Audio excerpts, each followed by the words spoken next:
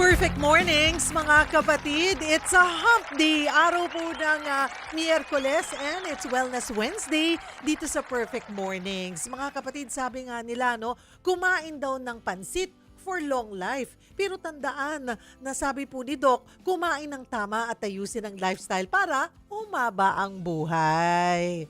Ayan. Healthy day po tayo ngayong araw sa Perfect Mornings. Ako po si Cheryl Cosim at kami po ay napapanood nyo dito sa 1PH, sa Signal po yan at sa Satellite Channel 1 mga kapatid. At mapapanood nyo rin po kami sa Signal Play app at napapakinggan nyo rin po kami sa 105.9 True FM. At present din tayo, syempre, hindi tayo mawawala sa Facebook at YouTube ng 1PH at sa True FM FB page. At syempre, pakifollow na rin po kami sa Cheryl Cosim FB page para updated kayo sa aming health and wellness episodes. At ngayong araw, sabi ko nga po, Wellness Wednesday po tayo. Katuwang syempre ang MX3 bilang parte po ng kanilang spiritual at health and wellness advocacy. Kaya hindi mawawala syempre ang ating ipamimigay na gift pack mula sa MX3. Tatlong maswerteng winners, viewers natin, listeners, pwede rin ang mananalo niyan. Mamaya pipili po kami ng tatlo. No? Ang tanging gagawin nyo lamang po ay makikisali kayo sa ating discussion. May question of the day po kami mamaya at hintayin nyo, tapos sagot na kayo. Post nyo na po yan sa Cheryl Cosim FB page. At ngayong araw mga kapatid, ang pag-uusapan po natin, ito very timely, typhoid fever. Yan po ang ating pag-uusapan. Kaya, okay, unahin ko na. Itanong po sa inyo yung ating, ibigay sa inyo yung ating health check question of the day para maaga po kayo makasagot. Ano? Paano nyo iniingatan ang inyong kalusugan ngayong tag-ulan? Paano nyo iniingatan ang inyong kalusugan ngayong tag-ulan? O mag-post na po kayo ha sa Cheryl Cosim FB page at mamaya po ay, babasahin natin yan isa-isa. Ayan, kasi 'di ba, ang daming mga sakit po ang pwedeng tumama sa atin pag ganitong tag-ulan. Ayan na, yung patuloy yung diniscuss po natin yesterday katuwang ng PhilHealth. Patuloy ang pagtaas po ng kaso ng leptospirosis. Nandyan yung ibang other waterborne diseases po. Diarrhea, pwede. Ito rin, typhoid. Pwede po itong tumaas yung kaso ng typhoid fever during rainy season. Hindi po ito direktang nakukuha sa baha katulad ng leptospirosis. Pero yung kasing contamination, pwedeng nakocontaminate yung water sources po natin. At doon natin pwedeng makuha itong typhoid fever. Kasi ito po ay isang bacterial infection na dulot ng Salmonella typhi. Hindi ito simpleng stomach flu ha. Kapag nakapasok po itong bakterya sa ating katawan, maaari itong dumami sa ating bituka at kumalat po sa bloodstream. Kaya nagiging systemic infection po ito. At katulad nga po ng sabi ko, hindi ito diretsa naman na makukuha po natin sa baha. Pero sa contaminated nakontamina na pagkain natin or inuming tubig. Maaari itong karaniwan, marumi o contaminated na drinking water, yung pagkain na ihinanda nung taong infected nitong bakteryang ito. Pwede rin daw sa hilaw na gulay or prutas. Mamaya po, mas detalyihin natin yan mga kapatid. At para may sapat tayong impormasyon at hindi na ito umabot pa sa mas malalang health condition mga kapatid. Kasi sa dami ng waterborne diseases na pwede po nating makuha sa ganitong panahon, sa ganitong tag-ulan nga po, halos pare-pareho minsan yung mga sakit ng mga manifestation. Nandyan yung headache. Sa leptospirosis, ganun din, di ba? Matinding headache. Pag tinatrangkaso ka, ganun din. Hindi mo na alam ano bang sakit ang pwedeng tumama sa akin. Baka po typhoid fever na yan. Pero nandiyan yung posibleng may nausea kayo, nawawala kayong ganang kumain. Ayan, ilan po yan sa mga senyales, sintomas na kayo po ay tinamaan ng typhoid fever. So mga kapatid, ayan po, sa ating pagbabalik, mas detalyehin po natin itong ating topic again, ang ating question of the day. Ano po? Paano nyo ba pinangangalagaan ang inyong kalusugan ngayong tag-ulan? Mga kapatid, pag-usapan natin ang isang klase ng waterborne disease na kapag napabayan, maaaring ang mauwi sa mga komplikasyon. Yan ay ang typhoid fever. Bakit nga ba kapag tag-ulan nauuso ang sakit na ito? Sapat nga ba ang antibiotics para gamutin ito? Pero bago yan, sali kayo sa aming discussion at sagutin ang aming tanong para sa chance na manalo ng MX3 Gift Pack. Ang aming tanong, paano nyo iniingatan ang inyong kalusugan ngayong tag-ulan? Paano nyo iniingatan ang inyong kalusugan ngayong tag-ulan? Post na kayo sa Cheryl Cosim FB page. And our doctor is in, Doc Edwin Bien, para sa isang oras na naman ng libreng konsultasyon. Doc Bien, welcome back! Salamat. Maraming salamat. And thank you very much, ha?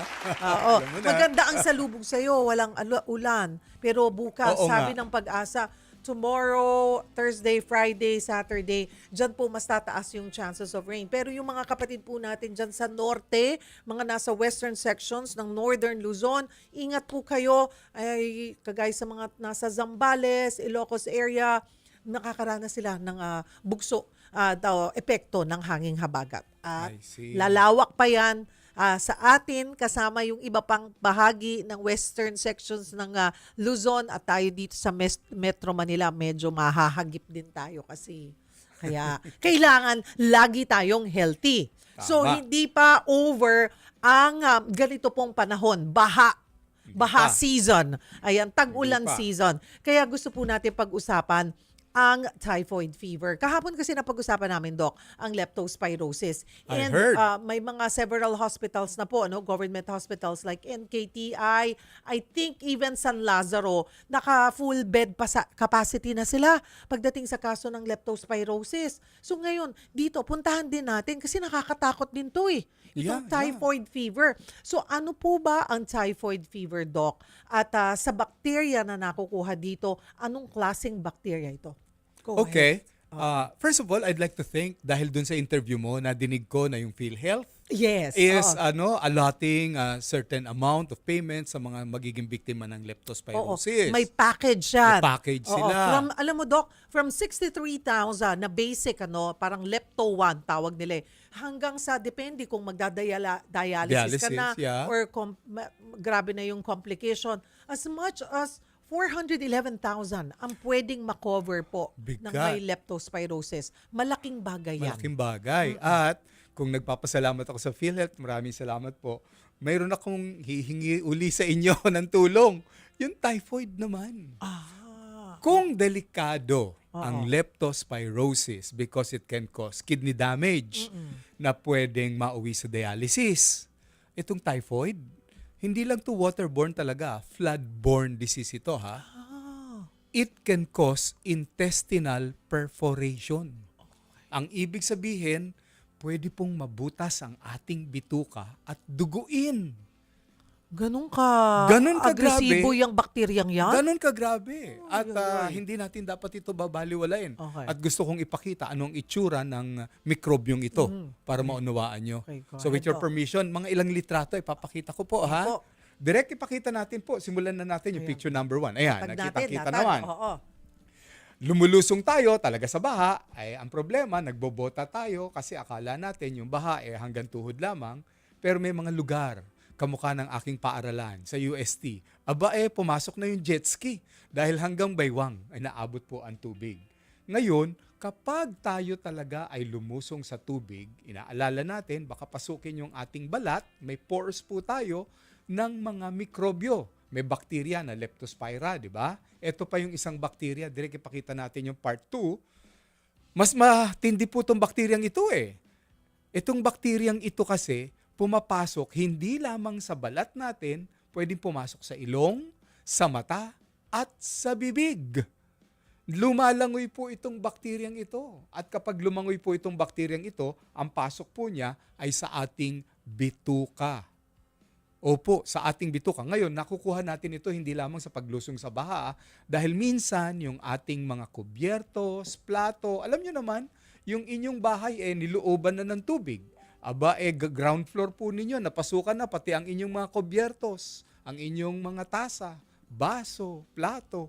Pwedeng manirahan dyan itong typhoid na bakterya. Ang tawag po dyan, Salmonella typhosa. Okay. Sa mga karne, pwede rin po yung manirahan. Halimbawa, nasira ang inyong refrigerator, kailangan patayin dahil yung kuryente ay baka pasukin ng tubig.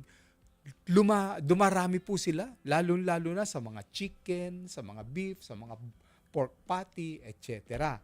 Kapag lumusong po tayo, ano mangyayari sa atin? Tingnan natin yung picture number 3 direct. Magkakaroon po tayo ng konting rashes. Yung leptospirosis, ang rashes niyan sa legs.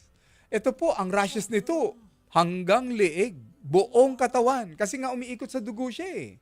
Kita nyo na po ba, no? Grabe, nagka-rashes ka, akala mo 1 week later, ordinaryong allergy lang. Oo. Pwedeng. Typhoid Nakakatakot. fever na yan. Yan. Ano mangyayari ngayon sa inyo po? Tingnan natin yung picture number 4, yung next po natin direct. Ayan. Lumusong tayo ay nagkasakit, nilagnat tayo. Akala natin simpleng trangkaso lang, no? Kailangan nating magpapacheck sa doktor. Ayan. Ipakita nga natin direct. Kahit na po yung picture number 4, ayan. At talunan natin yung picture number 5. Ito yung matindi. Ito, Miss Cheryl. Ito na. Salmonella typhosa, picture number 5 direct. Ilipat mo na. Yan, yung nasa kanan, yan yung tinatawag naming agar plate. Okay. Kaming mga medical technologists, kinukuha po namin ang sample ng dugo, itinatanim namin doon sa kulay yellow na plato na yan, meron po yung agar-agar, tumutubo yan. Kapag yan ay tumubo, nakita nyo yung parang bilog-bilog na yon. That means sa dugo po ninyo ay may umiikot na mikrobyong Salmonella typhosa at yung nasa kaliwang litrato, bituka yan. Ganun na yung itsura. Bitukang nabutas. Ayan. Sabi mo Yung nga, small intestine. Nabutas meaning kasi kinakain nila? Kinakain nila. So talo nila yung ulcer ha, yung ulcer sa stomach. Oo. Ito sa small intestine. Mas mahaba yung bubutasin nila. Mm-mm. Kasi ang small intestine natin nasa 10 feet long. Oh, paano kung halimbawa dumudumi kayo ng kulay champurado, mamalasin po, dudumi kayo ng kulay pula na talaga, that means may mga pagbubutas na po sa inyong bituka. Lalong-lalo na yung mga bata. Pag sinabi nilang masakit ang tiyan, nagsusuka, huwag niyong babaliwalain. It could be Salmonella typhosa. Okay. Ulitin nga po natin, Doc, at mas detalyehin natin yung mga early or common symptoms po nito. Kasi kanina nabanggit ko na sa dami ng waterborne diseases na halos pare-pareho sila ng mga senyales, sintomas. Abay, hindi na natin alam. Oo. Lepto ba to? Kasi nabaha ako, pero nakakain ba ako ng kontaminadong tubig? O nakainom ba ako ng kontaminadong tubig? O nakakain ako ng kontaminadong pagkain? Hindi ko na alam. Pero nakakaramdam ka rin ng matinding pananakit ng ulo, nagtatae ka rin, di ba? Nagda-diarrhea ka rin. Ano pa yung ibang mga pwedeng sintomas na posibleng typhoid fever po ito? Actually, para hindi kayo malito, no? Leptospirosis at saka typhoid, pare-pareho yan. Yung unang 5 araw, para kang ng kaso. So, alam mo na yon. May lagnat, masakit ang katawan, minsan may ubo. Okay. Ang pagkakaiba lamang doon sa leptospirosis, makakaramdam ka ng pamumula muna ng mata at later on, pwede siyang manilaw. Maninilaw ka. Yun, Oo, ang kasi pagkakaiba. inaatake ng kidney. Inaatake yung kidney mo. Kung ikaw ay magkaka-rashes, dito sa lower leg mo yung rashes. Kasi Okay. doon sila pumapasok. Yung typhoid, iba. Ganun din, para kang ng kaso, on the first week, makakaramdam ka ng pananakit ng tiyan, pagsusuka, pagdudumi. That means, nasa loob siya ng iyong bituka.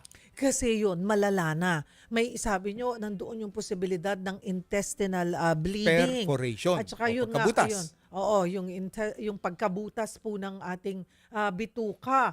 So, mayroon pang, pwede rin parang leptospirosis, maaari rin itong ikamatay. Opo, Pag kasi napabayaan. pagbutas ng bituka mo, ay mangangailangan ka ng operasyon para kung ano man yung nakita nilang butas ay maisarado po at maitahi. Dahil kakalat nga naman, isipin po ninyo, yung dumi ng loob ng bituka, kumalat na sa buong katawan po ninyo. kumalat na sa loob ng dugo po ninyo. Ang tawag namin doon, septicemia. Ibig sabihin, nalaso na ang dugo natin ng mikrobyo o bakterya. Kaya po siya nakamamatay. Hirap? Okay. Oo, kakatakot, diba? Ayan. Hirap. Kaya bantayan po natin or kailangan talaga mas maging maingat tayo. Ang leptospirosis, may incubation period. Mayroon. Diba? Ganito rin ba? Ganito rin to. Ah, Pwede kang mag-incubate ng mga 5 araw, wala kang naramdaman, hanggang 2 lumipas na yung weeks. tag-ulan. Oo, kasi sabi ko nga, nakalimutan mong hindi mo na na-connect Hindi mo na na. nalusong ka sa baha. Oo. Or hindi mo na na-connect na habang baha sa loob ng bahay nyo, doon kayo sa gitna ng baha, nandoon kayo kumakain sa hapagkainan, hindi nyo na napansin yun, di ba? Hindi mo na naisip kasi nga, it's been what? 5 or possible nga hanggang 2 weeks. Pwede pa nga daw hanggang 30 days yung sa leptospirosis. Hindi mo na na-connect yung Hindi na. na doon pala nagmula yung posibleng senyales, sintomas na nararamdaman mo. At saka sabi sa akin ni Carmi, itanong ko raw sa'yo, may lugar pala na may 2 buwan na yung baha, hindi humuhupa sa lugar nila? Ay, madami! Madami. Madami! Madami. Hello, sa mga taga-Hagonoy, Bulacan. Aray! Kahit ko. summer, pwedeng tumaas ang tubig dyan, susme, because of high tide. Ewan ko kung anong ginagawa nyo dyan sa Bulacan. Kainis kayo. Kaya nga, Panginit kayo halimbawa ng na ulo, lang. pinapainit mo ulo ko Nag-iinit nga rin ang ulo Ha? ko kasi ang sabi nila, Umiinit ang sabi sigaw ng katawan ng ko pamahalaan natin, sige magbibigay tayo ng antibioticong doxycycline. Doxycycline. Kaya mo bang uminom ng 2 buwan, 3 buwan na Diba? doxycycline? Oo. Diba? Ano na itsura ng Hindi iyong atay niya? Oo, hindi naman pwede. Tsaka very, very careful dapat sa pag-take ng doxycycline. Huwag po kayong mag-self-medicate. Hindi porket may sumobra doon sa kapitbahay mo, inabutan ka, you'll take it lang. Kailangan i-assess muna kayo ng doktor. Kasi iba-iba pala yung possible dosage depende sa Mild, moderate, or severe. ayun. Oh, Yan. diba? At saka, ito pong typhoid fever, hindi doxycycline ang gamot dito. Mas mahal. Azithromycin. Matapang. Antibiotic din yun. Mas Oo. matapang yun. Oo, mahal yan. Mas mahal yan. Oo. O, paano na? Bibigay kaya nila ng libre din yun? Pwede po Ba? ba? Parang doxycycline lang po yung binibigay nyong libre. Okay. So, para hindi na lumala, ayan, bantayan nyo po yung mga senyales, sintomas na yan. Go ahead, Doc. Okay. So ngayon po, halimbawa, ang inyong anak, dahil nga naman nagpupumilit na pumasok sa eskwela, ang inyong asawa, gusto po talagang magtrabaho, hindi pwedeng work from home. Mayroon namang blood test. Wag po kayong manghinayang kung kailangan talagang ipatesting siya. Direct, yung picture number 6, please, ipakita natin. Ang tawag dyan sa special test na yan, Widal test. Yan. Yang Widal test po will determine kung mayroong umiikot na antibody and antigen doon sa ating dugo. Yan. At kapag nakita pong ito'y positibo, talagang mangangailangan po tayo ng treatment at ang treatment nga po dyan, magsisimula sa simple oral antibiotic. Ipakita natin direct yung next, picture number 7. At kung mamalasin, hindi po tatalab itong oral antibiotic, baka mangailangan po ng intravenous o antibiotic na itinuturok na napakamahal po ang halaga. Nagkakahalaga po ang isang vial kapag tinuturok ng 1,000 to 2,000 pesos. At ito ay itinuturok 3 beses sa maghapon. Hala. Grabe, no? Kapag butas nga naman ang bituka, anong magagawa mo? Kundi pumayag ka na. So, prevention ang mahalaga po tayo. Last 2 slides po natin. Number 1, ipakita na po natin yung paghuhugas lagi ng kamay. Pakita nga natin direct, picture number 8. Paghuhugas ng kamay, paghuhugas ng kubyertos, paghuhugas ng mga manok, mga karne na binibili po ninyo sa palengke. Mabuti. Oo. Hugasan mabuti.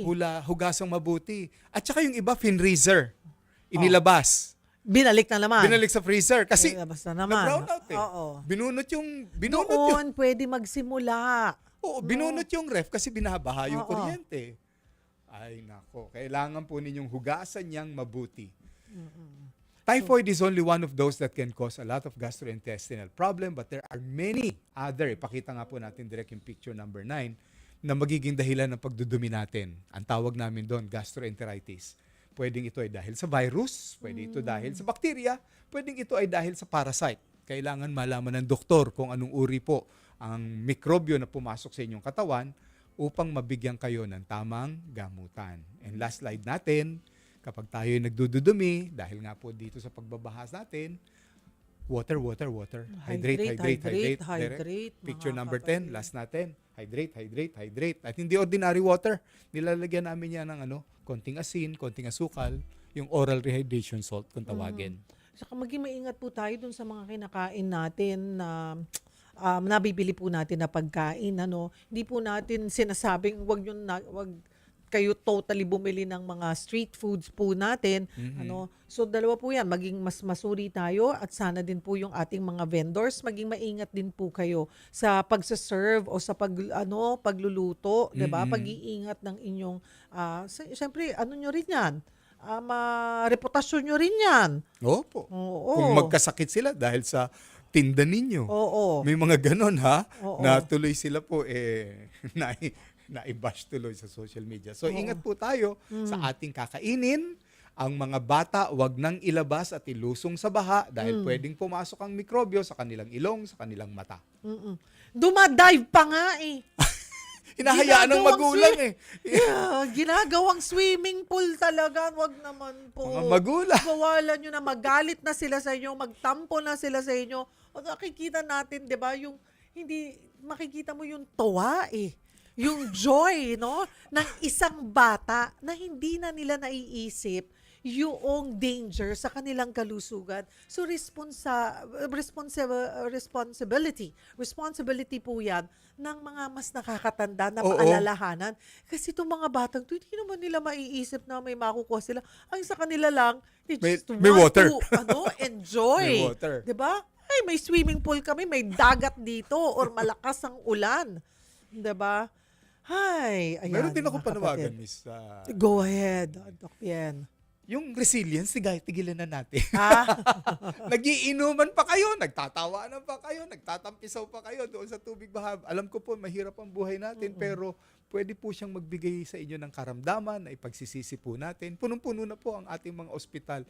Kahit hindi lang po government hospital, pati pribado. Yes. Sa amin sa UST, punong-puno puno na. na rin. Oo. Puno na rin. Wala na nga kaming maibigay na antibiotic eh.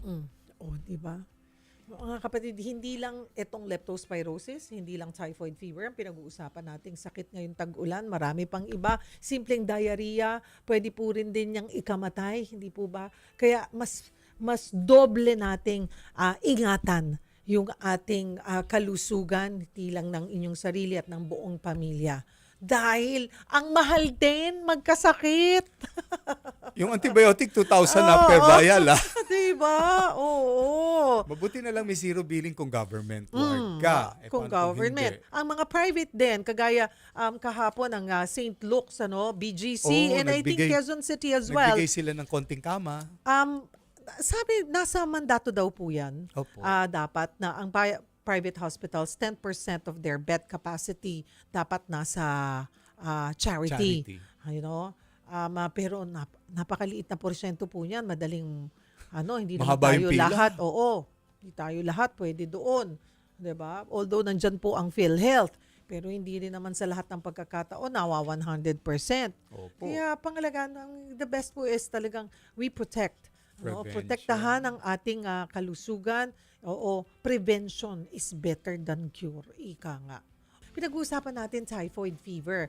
Mga kapatid, delikado po yan. Kung may nararamdaman ng sintomas, kumonsulta na po kayo agad sa doktor. Dagdagan pa natin ang tamang kaalaman nyo sa kalusugan sa ating segment na Totoo ba, Dok?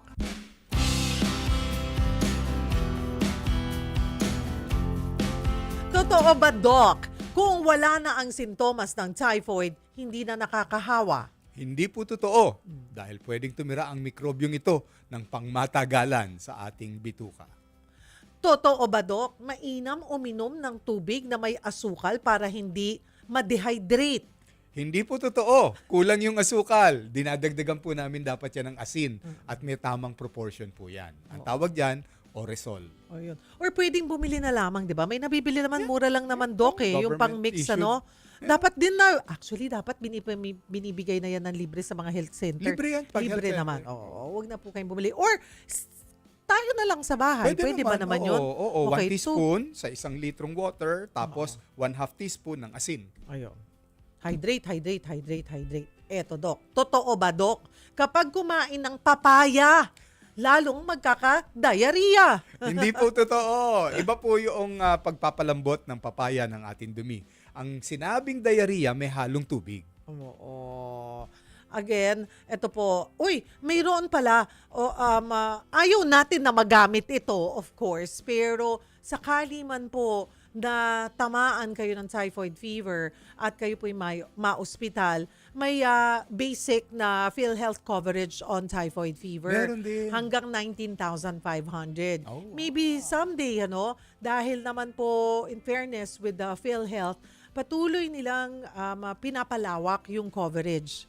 Very limited lang for now siguro kasi yung ating budget pa, pero ang laki na ng inilawak ng coverage ng iba't ibang sakit sa PhilHealth. But it's good to know na kung sakali man sa typhoid fever, ang PhilHealth coverage po ay umaabot sa 19,500. That is good enough. Pambili ng antibiotiko, pambayad mo nung kama, at saka mga swero. Oo, Okay na rin. Mga kapatid, punta na tayo, Dok.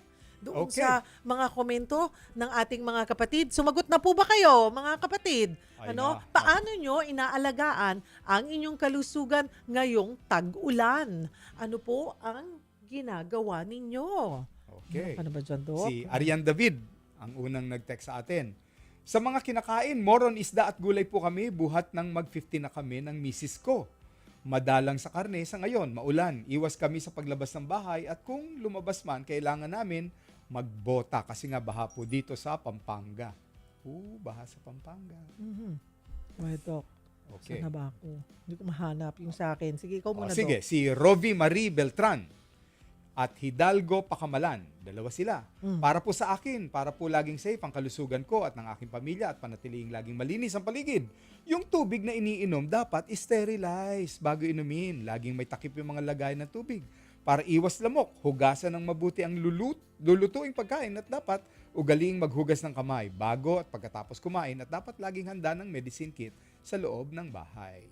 Si Marilu Elviro Bungag, kapag magluluto tayo ng ulam, lalo na pag gulay, dapat lutuin natin ito ng mabuti at linisin ng mabuti o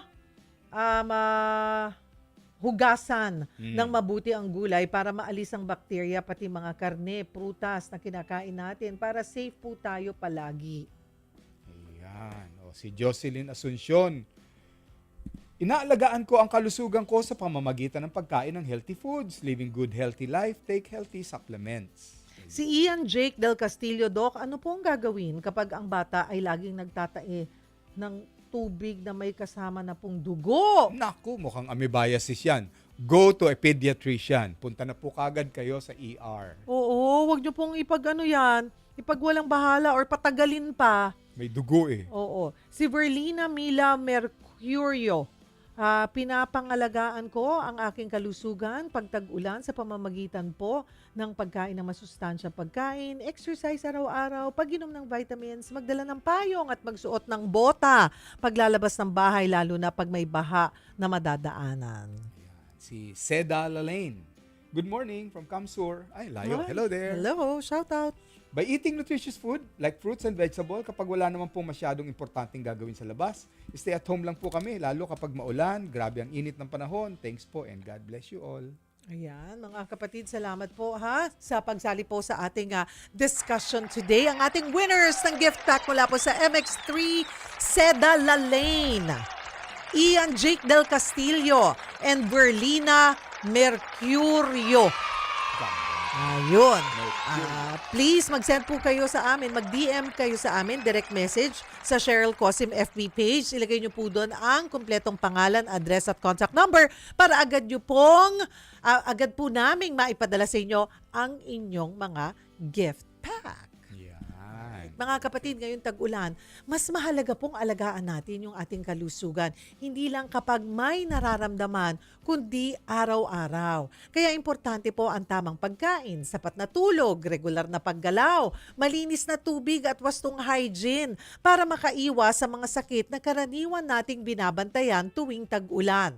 At para sa mga naghahanap po ng dagdag sa kanilang daily wellness routine, nariyan syempre ang MX3 na nakabatay po sa mangustin at may taglay na santones. Ang santones ay may natural na compounds na may antioxidant properties at pinag-aaralan din dahil sa kanilang potential anti-inflammatory effects. Pero mga kapatid, linawin po natin, MX3 ay food supplement. Hindi po ito gamot. Hindi ito panggamot o pangontra sa typhoid, sa dengue, sa leptospirosis o anumang infection. Ang pinakamahalaga po ay healthy lifestyle, tamang hygiene, ligtas na pagkain at tubig. At kapag may sintomas, magpakonsulta po kayo agad sa doktor. MX3, isama sa araw-araw na pag-aalaga sa ating kalusugan. Kaya sabi sa akin ni Doc kanina, Doc Bien, sabi niya, buti hindi ka nagkakasakit. Siyempre. Nag-ehersisyo. Oo, MX3 yan. Twice a day. Twice And a day ang exercise. take ko. Exercise is very important, mga kapatid. And healthy choices na ng pagkain, hindi ba? At sapat na tulog, napakahalaga. Yan ang mahirap gawin. Alam mo, Miss Cheryl, no? Yung MX3, kailangan na nating talagang isaloob na i-try natin. Subukin natin. At direct, pwede ba natin ipakita yung picture number 11? Gusto ko lang ipakita po sa inyo na bagamat ito ay suplemento, malaki na itutulong nito sa ating katawan by preventing na magkakaroon tayo ng infection sa pamamagitan ng paglakas ng ating immune system. Dahil tanggapin na natin ang katotohanan. Laging uulan, laging babagyo dito sa ating bansa. At sa panahon ngayon, common na tayong makakita talaga ng pagbabaha. So, syempre, ang gagawin natin, bagamat hindi po ito gamot, subukan natin. MX3 po sa araw-araw. Oo. Mahalaga yung may daily food supplement ka, mga kapatid. Ako, ang tagal bago ko na-discover at naging kampante ako sa MX3 kasi it's all natural. Takot ako kasi, di ba, meron minsan 10 iniinom kung ano-ano. Puro synthetic. Ay, naku. Oo. Tatamaan naman ang kidney mo niyan, di ba? That's right. Kailangan balansehin po natin ng tama. At ako, I'm glad that I found it at sapat na sa akin yung MX3 lang. Sapat na sa akin. Nakita ko Kita ko yung energy level ko. I'm here at the office from 9 a.m. Ang uwi namin 8 p.m. na. Bagdating sa bahay 9 p.m. na. So 12 oras. So may energy pa hanggang makauwi sa bahay. At para kumalma na kasi minsan medyo mataas pa yung yung level mo, 'di ba? Energy Adrenaline mo, mo oo. Pakakalmahin ako ng tsaa. Kahit nga That's kape nice. pwede. That's nice. Oo. That's Hindi true. totoo yung kape na kasi MX3 wala naman pong Pampapuyat. caffeine yan. Oo. Very minimal the caffeine that you could na mayroon po. Hindi mo mararamdaman yung caffeine ng MX3 coffee. At saka hindi matamis. Hindi matamis. Sorry pero kasi naman, yung karamihan sa mga 3-in-1 coffee, Oo. puro asuka. Talagang naman yung asuka level. Ang taas. Oo. Natatakot ka, magkaka-diabetes ka. Doon na po kape tayo lamang. sa healthy, diba? correct. And perfect. At meron na sila. Naku, wala Yung rito paot yung ating natin. bago. Yung MX3 Choco, Choco-mix. Choco Mix drink. Choco drink natin. Oo. Naku, napaka-perfect. Sinubukan namin, isinama namin sa champurado. Sinama ko sa oatmeal. Oatmeal. Yung Oo. instant oatmeal, may breakfast na tayo. Oo, ang sarap. Diba mga kapatid? Ayan po. Thank you. Ano pa ang ating tip na pwede nating ibigay, Doc? Overall, hindi lamang sa typhoid fever, pero pag nga ganito po ang ating panahon, ano pa yung pwede nating ibigay na paalala para makaiwas sa sakit, Doc? Unang-una, nabanggit ni Miss Cheryl kanina po, hygiene. Kung tayo po ay nakakalimot sa paghuhugas ng kamay, pagligo kapag tayo dumating na sa bahay, paggamit ng mga alcohol or antiseptic dito sa ating mga pinanlusong sa baha, ganun din yung paglilinis ng ating kinakain, yung ating kubyertos. At kung sakaling talagang may nararamdaman po tayo na hindi normal, huwag po tayo mag-aatubili. Kahit na health center muna. Tapos kung talagang kailangan, at saka na lang po tayo magpunta sa klinika, sa doktor o sa ospital. Mga kapatid tandaan nyo po yung mga iniwan po sa ating paalala sa atin ni Doc Bien. At paalala rin po na ang MX3 ay hindi po gamot sa sakit. Maiging kumonsulta po kayo sa doktor at syempre samahan ng healthy lifestyle at diet sa MX3. Dito ako believe. Oh, salamat po sa pagsama nyo sa amin mga kapatid. Mapapanood nyo po ulit ang ating episode today sa weekend. Alas 5 po yan ng umaga sa 1PH. Aba, di ba? 7 days a week magkakasama po tayo dito sa Perfect Mornings.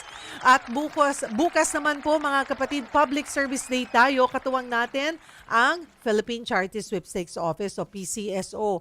Pag-usapan natin ang kanilang medical at dental mission. Umiikot po sila sa iba't ibang barangay para magbigay ng libreng medical care. Kung kayo po ay nakikita nyong it's time na magkaroon po ng medical mission sa inyong lugar, alamin bukas kung paano po kayo makakapag-request po sa kanila. Ang maganda sa medical mission, syempre, pag PCSO po yan, kompleto na. Hindi lang mga doktor. Pero mahalaga, ayun, naalala ko sinasabi nila na kung meron din po kayo maimbitahan na sarili nyong doktor, mas mabuti. The more, the better. 'Di ba? Mas maraming maasikaso na mga taga-lugar po ninyo.